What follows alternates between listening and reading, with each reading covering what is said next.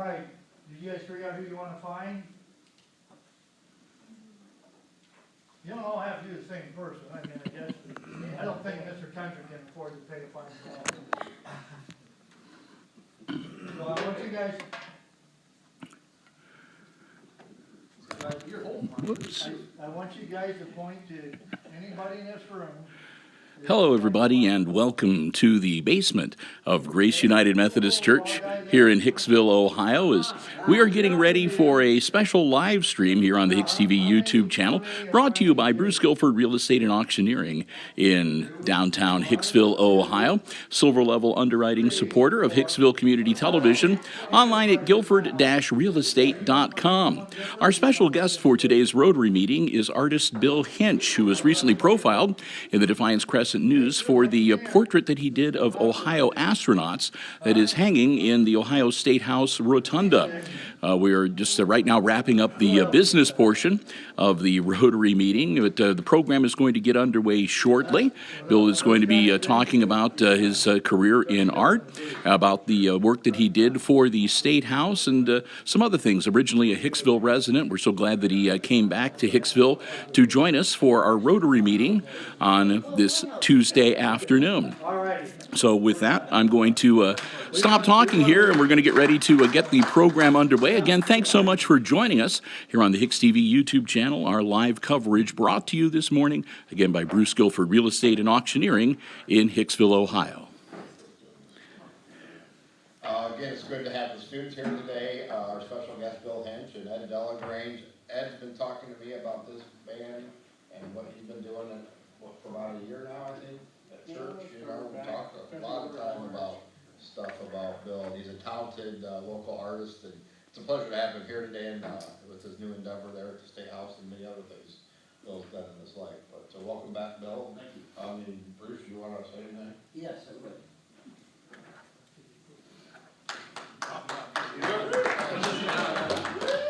I will.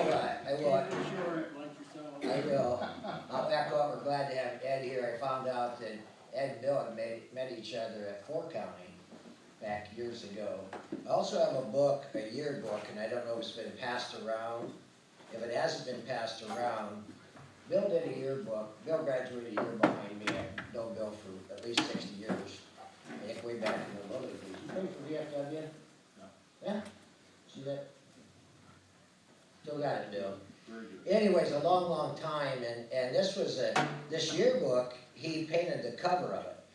All the senior class. I mean, and it's remarkable, and if you look at the seniors in their picture, you can pick out who all of them are. I just thought it was really, really neat. Known Bill for a long time, and he's absolutely talented, good athlete when he was young in school, and has moved towards the art, the things that he loved, and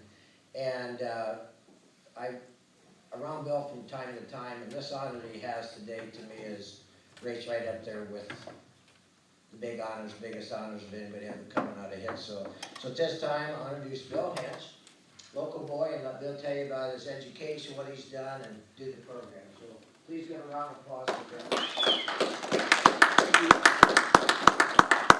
I may come down there in a little bit because I'm going to play a video that might help explain some recent luck I've had in the past year. I had something happen to me that is kind of like the capper of my career. I've had a real good career as an artist, as a professional artist. I was in these young folks' place, 62 years ago, and I think we had art teachers in Hicksville who were pretty darn good. I remember one guy, remember Mr. Brzezinski, remember that? Oh, yeah. Yeah, he was I think he was one of the art teachers, and a few other ones, so I'm glad you guys came today. What I'm going to do is I'm going to take you a little bit through for those that may not know me as well as Bruce does and Lenny, I'll take you a little bit through my career, which leads up to this present moment, and then I'll explain about what happened this past year. Maybe I'll show the video first, if I can get this thing to work. This does half my job for me. They're making a documentary about the making of a painting, so this is a little bit from it. And I hope the sound will be okay. I might add that Bill was, and I don't know if he's going to tell you this or not, he was the illustrator, the artist for the Toledo Blade for how many years, Bill? 15 years, and 18 altogether. Yeah. So whenever you picked up the Toledo Lake, huh? Editorial cartoons. Editorial cartoonist. He's had some interesting career moves.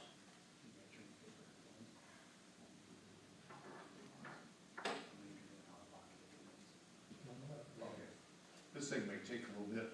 I'll continue on while that's warming up. So, is it okay if I stand out here? Can you hear me all right? Here? Okay, great.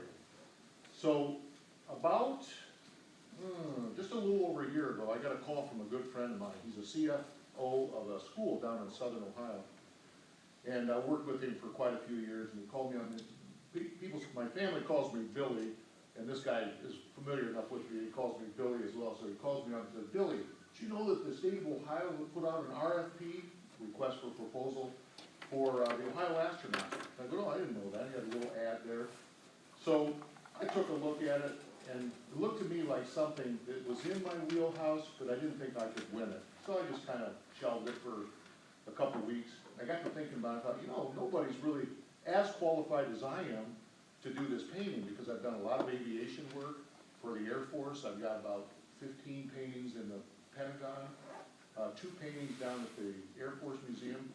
So I thought, I might have a fair shot at this. I don't think I'm as good as some of the other artists probably. So I put my hat in the ring, and I was one of 3 selected at the end. An artist a real great artist from Toledo by the name of Leslie Adams was one of them. So there were 2 people from Toledo, me and Leslie, and then a guy from Dayton. Now Dayton is where the Wright brothers were at, so, you know, he was at the heart of it all there. And so anyway, we had to present work and a proposal. So I did my proposal, I did my sample. I'll show you what the first thing looked like. This is the actual painting that I presented. That's oil paint on a board. You see it's like birch board there. And so when you see the final, it's pretty close to this. There's a couple changes though that the people at the State House wanted me to do. They showed this to the families of these astronauts, and I'm going to ask in a few minutes, especially of these young people, if they know who these astronauts are. But I'm not going to mention by name, but this guy right down here, he's a real famous astronaut, and he had his helmet on. And the family of this guy, they said, well, everybody else doesn't have their helmet on. Why does our family member have this helmet on? I thought, no particular reason, and they're spacemen, so I thought you got to have one person with a space helmet.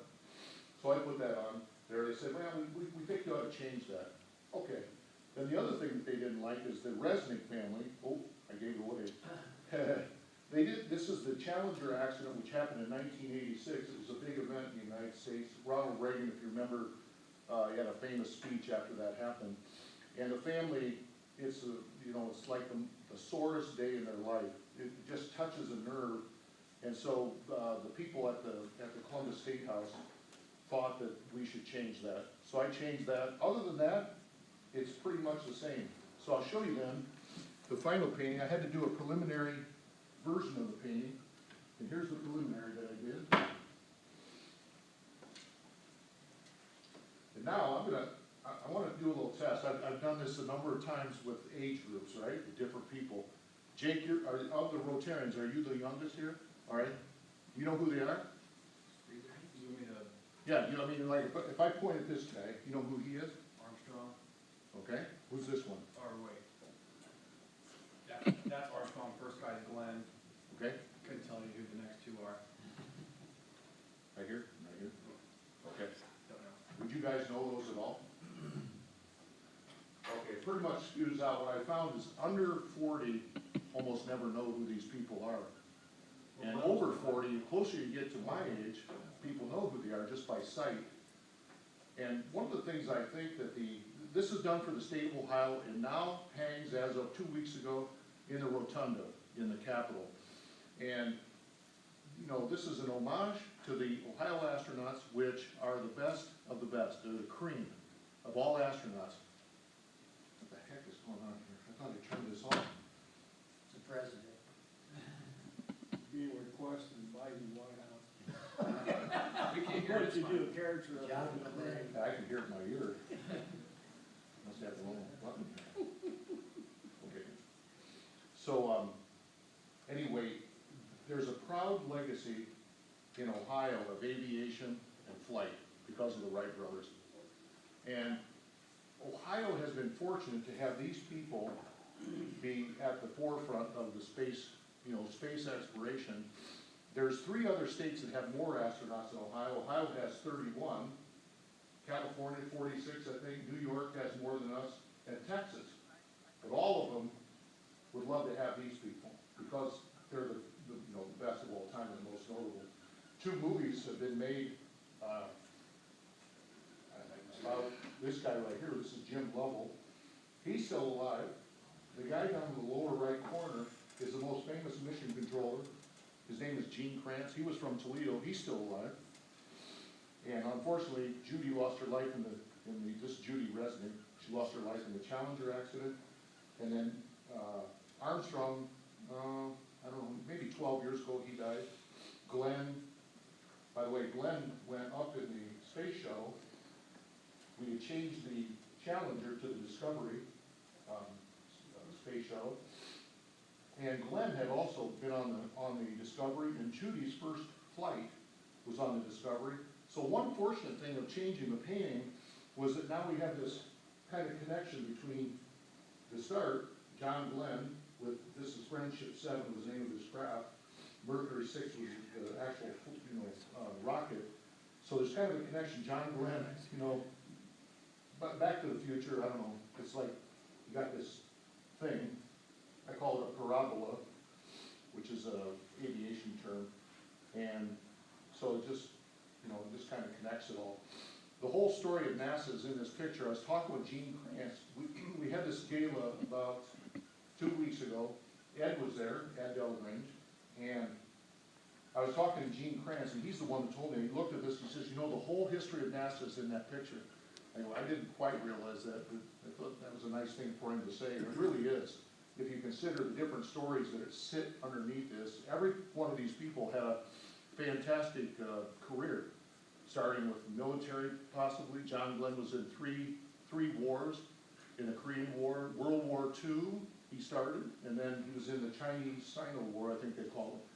So he was a real warrior and just a great man too. I got to meet him and Armstrong at the Dayton Museum when I did a painting with a friend of mine by the name of Harley Kopic. Harley's one of the top 3 aviation artists of all time. And he and I collaborated on a picture. I painted the people and he painted the craft, and it was the 100th year of flight, and it included all the aviators, the famous aviators from Ohio. And Glenn and Armstrong were at the presentation of this painting. And so I got to meet them. John Glenn signed a couple prints for us. Neil Armstrong, interestingly, he didn't sign any prints. I think he was so sick of people wanting to put his name on things that he just didn't want to do it. So anyway, this painting now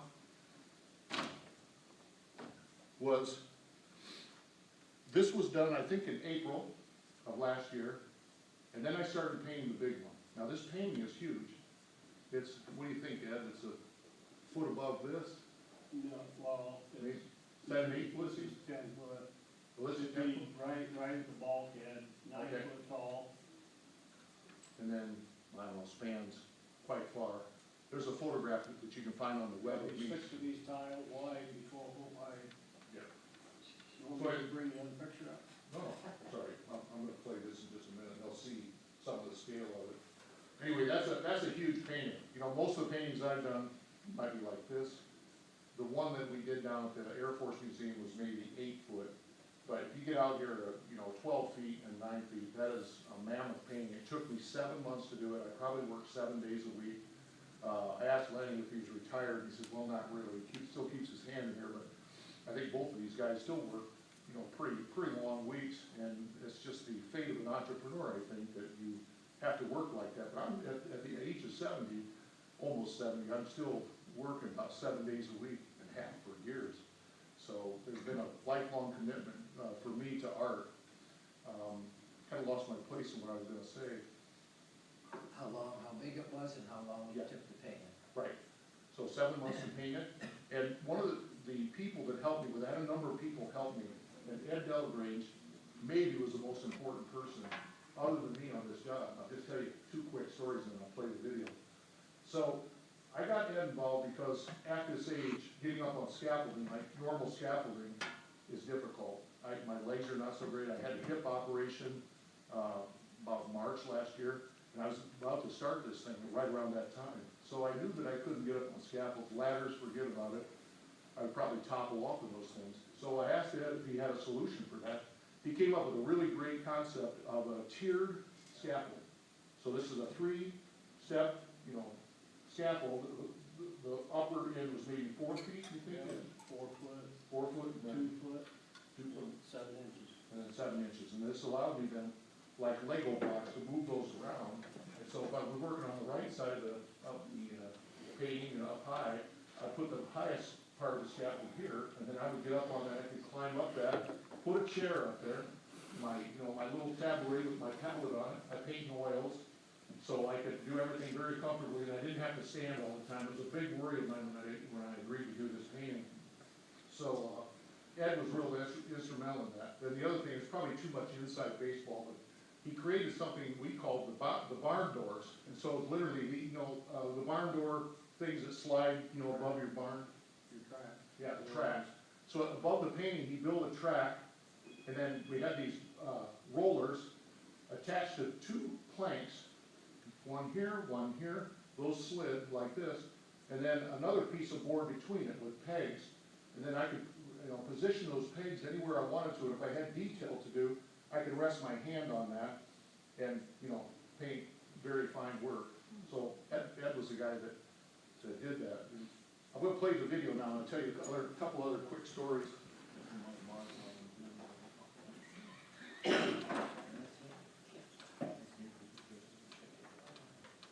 might have the same problem,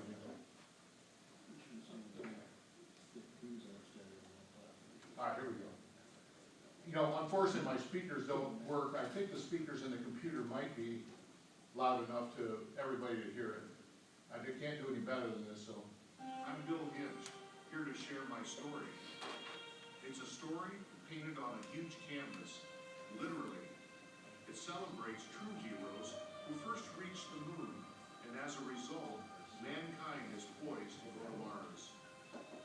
It took me nearly 8 months to just paint it, and with the preliminary work, an entire year from start to finish. It's become my own personal moonshot. I've boiled it down to the men, the machines, the missions, and the dangers. There's John Glenn, the first American to orbit Earth. Neil Armstrong, who flew to the moon and left his footprints on it. Jim Lovell, whose courage turned Apollo 13's successful failure into a legendary comeback story that revealed NASA's finest hour. Judy Resnick, one of the first women astronauts and a pioneer in space robotics. And finally, that famous mission controller, Gene Kranz, who came from my hometown of Toledo. These remarkable people shared something special with all of us. They were born in Ohio, just like me, and maybe you too. As a young boy from Ohio, I grew up drawing pictures. I've always been inspired by men and women who put it all on the line, never placing themselves first, but operating as a team, side by side with an army of other people back on Earth. Back then, I captured them in crayons. Now I capture them in oil paint on canvas. My painting and the stories of these astronauts are reminders that no dream is too big if you just apply yourselves and follow it. This is more than a project to us. It's a celebration of Ohio's heroes among the stars. The painting has come to an end now, though, with its hanging in the Capitol Rotunda. But the journey continues with a book we've created about the other 26 astronauts and a documentary about Ohio's connection to the space race and the making of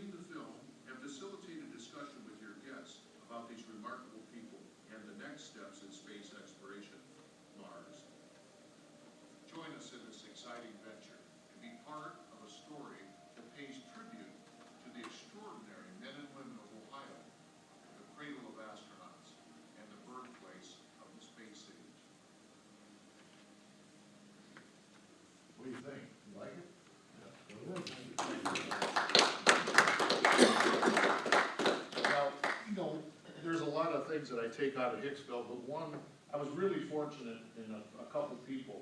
Across the street here is the Johnson Memorial Library.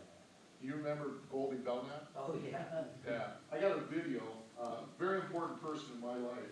I got a video, believe it or not, there was a video captured of me and her back in 1960. Let me just play this real quick. There's no music or anything. So there's the library. I live 5 doors down, from there, next to where Merle Pepple lived. And so I would come down to the library most days, and Goldie, she was real instrumental in showing me books on art, introducing me to some of the great illustrators, like Norman Rockwell and Howard Chandler Christie, and there I am on the table there. Isn't that something? Yeah. She's not even telling you to be quiet either. Yeah. Yeah, exactly. There's, on the edge of town, I think that was Ken Hinch's place there. That was Headley's built it. Oh, that was Bill Headley. Headley built it, Yeah. and then he leased it to Kenny Hensch later on. Okay, that's what it was. Anyway, I've always liked that little clip. This film was called Hicksville, 1960, and fortunately, my brother and sister were also in that movie, so that's kind of a treasure for our household. I got one of those too. Yeah, it's great.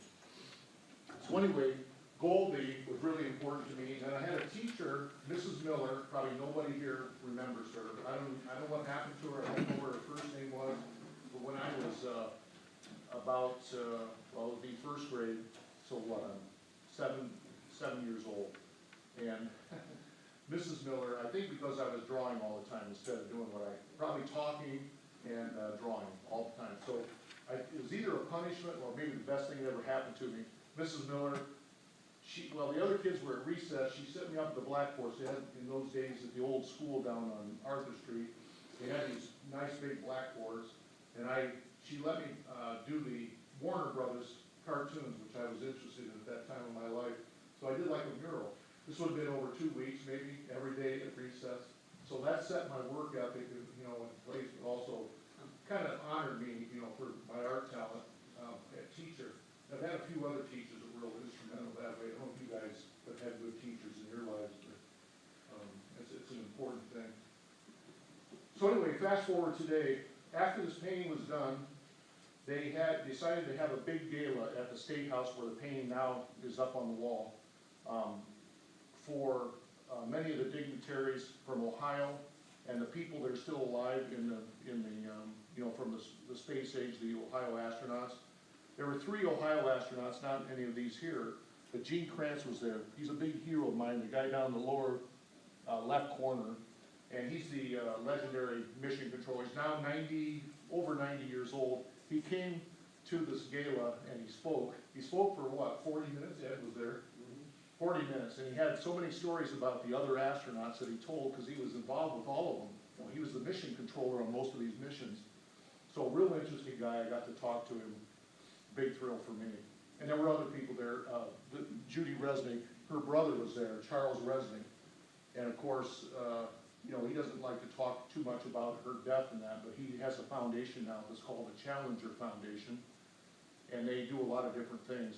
So Chuck Resnick, real good guy, and he told me a few stories about Judy. Also, this was kind of a cool story.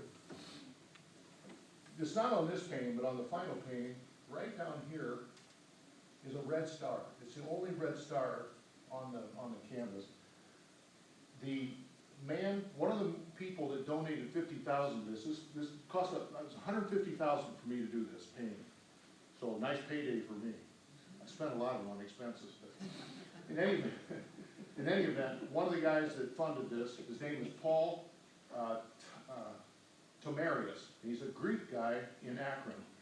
And Paul has this huge hanger. You ever seen those sports hangers with, that are, it's like a dome?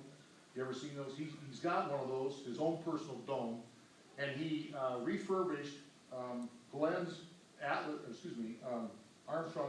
V rocket.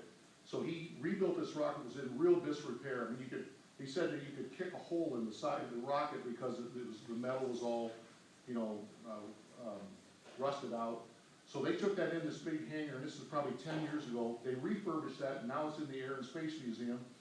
Right now, he's working on another rocket that's more similar to what John Glenn flew, which is right down here. And that's in a hangar over there in Akron right now. I think they're almost gonna deliver it to the Dayton Museum, maybe in the next month. So my son, who's doing the documentary, we wanna get over there and film him and, talk to him and interview him about these projects that he's done. But anyway, he came to my studio to see the painting, him and his wife, Jeannie. Real nice couple, he's real low-key, Jeannie's very talkative and you know, an interesting person.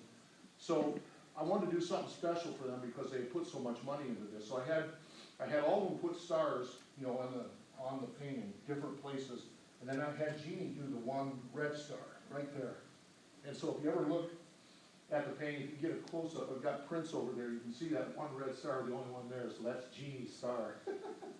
So anyway, that's a little story there. I don't know, I think that's about it. If anybody has any questions, we got 5 minutes here.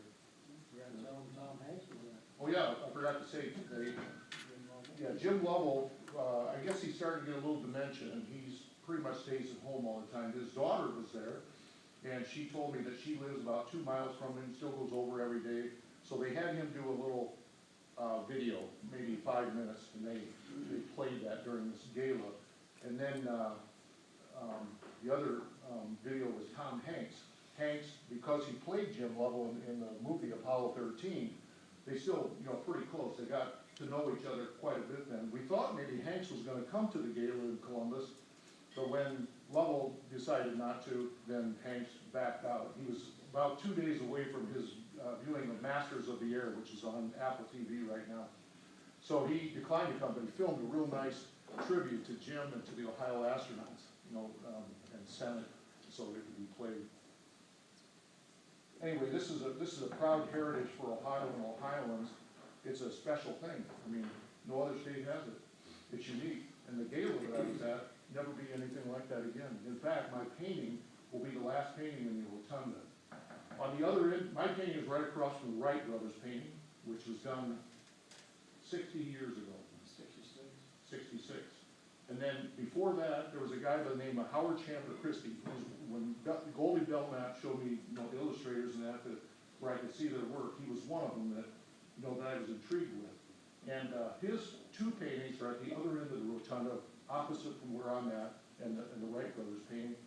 And it's really satisfying to me. It kind of closes the loop on my life to have my work hanging with the, you know, one of my heroes on the other end.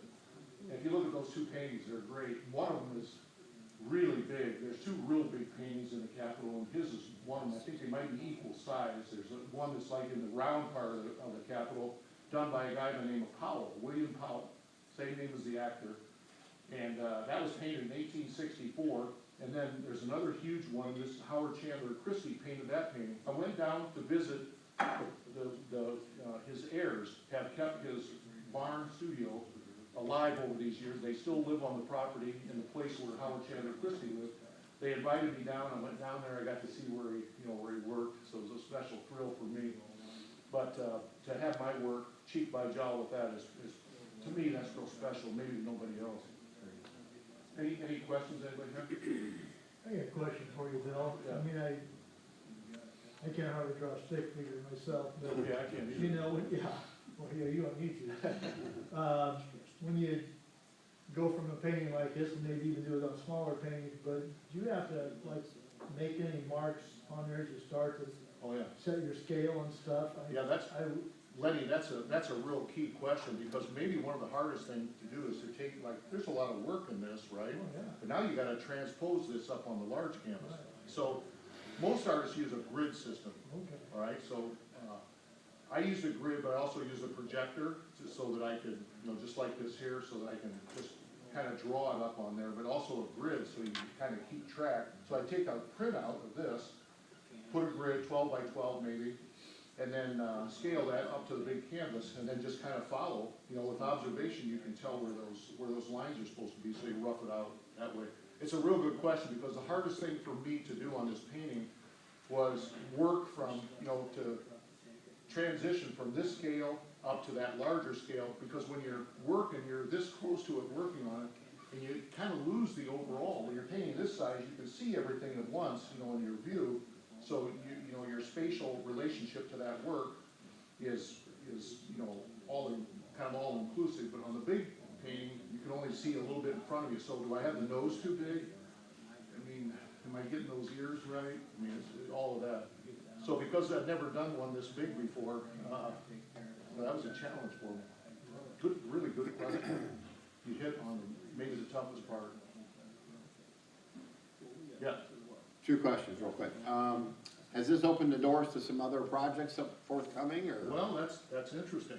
So I've had about 4 phases to my career. So I had my early career, you know, I did things for Merle Pepple, you know, he kind of helped me and did things in his job shop. And then that led to working at Aero Corporation drawing parts, you know, so they have pumps and air gun things. And so I would draw, you know, the parts going out, you know, you have, you know, bolts and nuts and everything, so draw those out. That was my first job over in Bryan. But then 7 months later, I knew a guy at the Blade, and he got me in there, an art director at the Blade. He liked my work. Within 4 years, I was doing the most important work in the department. And then about a year later, I went into the editorial side, and then I was the art director of the Blade for, well, the next 15 years, after 18 years altogether.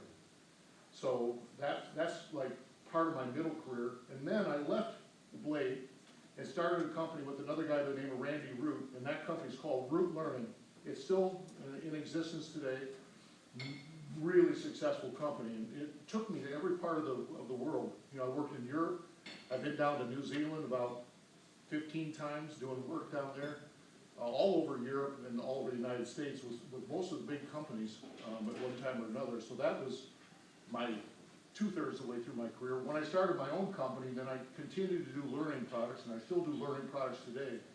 But my plan has always been eventually to come back to painting as the key thing. I've done painting all along, you know, through the years, but it's more an avocation than a vocation. So this next phase for me, I think, is moving into more of these kind of things. And what I got my eye on is I want to get a hold of Walter Isaacson, who wrote the book on Elon Musk. And Musk is absolutely crazy about space. I mean, of all the things that he's done, that's the thing that's his love, is SpaceX. So I want to get a hold of him, and I got an idea that I want to pitch to Musk that would be along the lines of an interactive mural. And I don't know if I'll be successful with it. It might be the next 10 years of my career, and that'll end it, I think, after that, because I don't have the energy to do it anymore. So that's, Let's get on Twitter. what's that? So let's get on Twitter, make it viral. Yeah. Kids. Anyway, thanks, and this is the first time I've delivered something like this, so if I'm a little hesitant and didn't explain it very cogently, I apologize. I'm starting, you know, I'm getting my shtick down, so. So how many different ideas did you have till you came up with that one? Well, I probably had this one first. They told me at the start, I asked them, I said, now how many ideas can I put in? And they had to think, nobody had thought of that question, and they said, well, one. I said, oh, okay, so I can only do one idea. Yeah. So what I did is I gave the system. I actually did 3 ideas, but I did it where I positioned this one as my idea, but then I said, but I've also done this preliminary work leading up to this, so then I showed my other 2 ideas, because if they like that better, they, you know, we could switch it. So I entered 3 ideas. I didn't bring those sketches with me today, but I've got them, you know, home. A little different variation on this. So, little Hicksville savage there. You know, how, my dad was a real, you know, he was a little funny at the edge sometimes, and so we learned a little bit of, So did they want portraits as part of the painting, or did it didn't specify. It would be anything from doing all 31 astronauts, which would be almost impossible, to, you know, breaking it down maybe to the most important, so I determined that this was the most important. The other artists that put in, one other one had crayons. And I think that was maybe a masterstroke on my part, because they totally agreed that it should be more than just the astronauts, because that guy's stature is so great. So I included crayons in the file.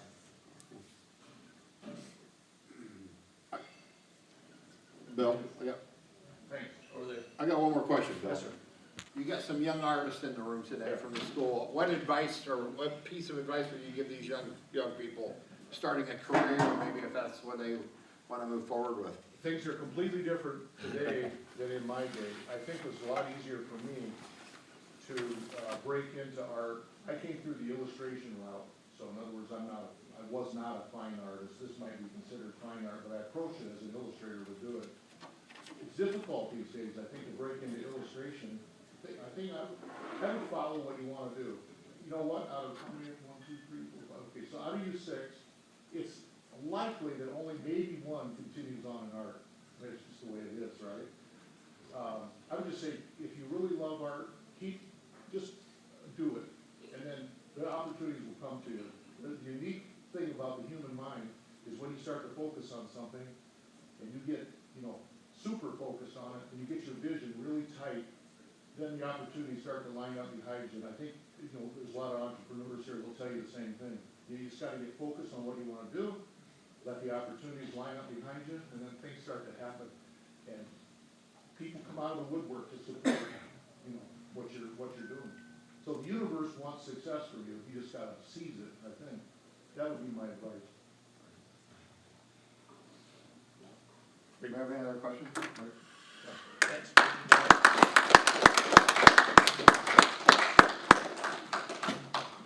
Those parents, when he grew up, his mother was active in the Huber Theater, acting practice. His father, Bill, did a lot. Bill was a big guy, so you have some big overalls too. I did. Like your dad. Looks like my dad. Yeah. That's what I figured. I was gonna put those on today. If you knew his dad, he was a very humorous, colorful character. And so Bill got a little bit of that too. And his size. Yeah, well, not quite, but yeah. Yeah. Well, your mom, Eloise, too, didn't she? She was in, I remember her one time, I think, playing Carol Shannon. yeah, Carol, Yes. she had a good reputation for. And she was active in the Wellington players. But thank you guys for coming today too. Thank you. Glad you showed up.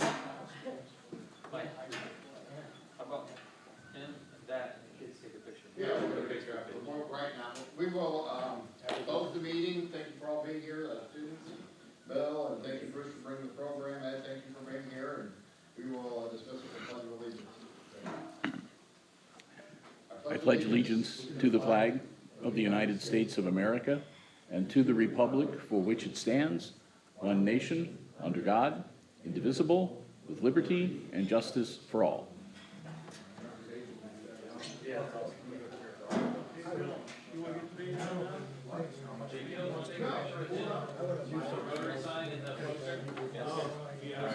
Get their names. So as we get ready to wrap things up and take some photographs, again, our thanks to Bill Hensch for showing up and telling us about the artwork that he's done at the State House Rotunda, and tell about a little bit about his history as coming from Hicksville and of course, winding up with the success that he enjoys today. We hope that you have enjoyed this special live stream coming to you from the Hicksville Rotary Club meeting this afternoon here at Grace United Methodist Church. A big thank you once again to Bruce Guilford Real Estate and Auctioneering, our silver level underwriting supporter, making this special live stream possible for you this afternoon. And of course, if you'd like to find out more about the real estate in the area, any questions you have regarding real estate, buying or selling, auction schedules or more, check them out online at guilford-realestate.com. Bruce Guilford Real Estate and Auctioneering of Hicksville, Ohio. I'm Bill Murphy with Hicksville Community Television. It's been a pleasure bringing this special presentation to you this afternoon. We hope that you enjoyed it, and we'll look forward to talking to you again real soon right here on HIX-TV.